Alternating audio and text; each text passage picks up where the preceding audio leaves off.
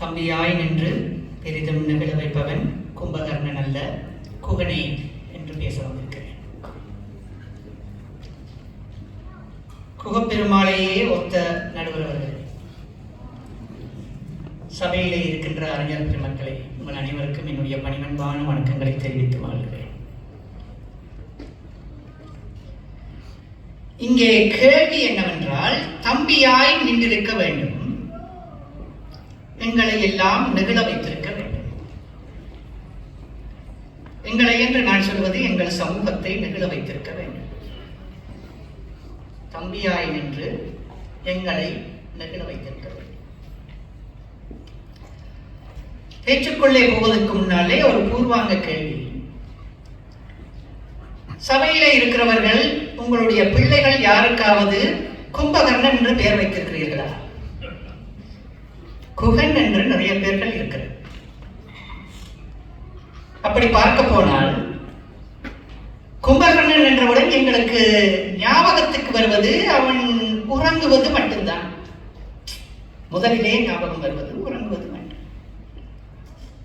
குகன் அன்பே உருவானது.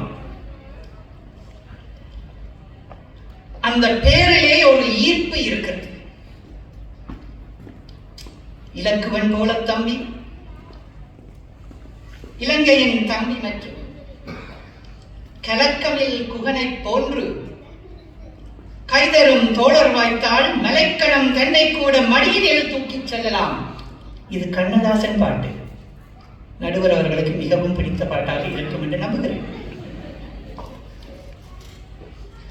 குகன் பார்த்தவுடன் பிடிக்கிற தோற்றம் கிடையாது, படிக்க படிக்க பிடிக்கிற பாத்திரம். அந்த பாத்திர படைப்பே நம்மை நெகிழ வைப்பதுதான்.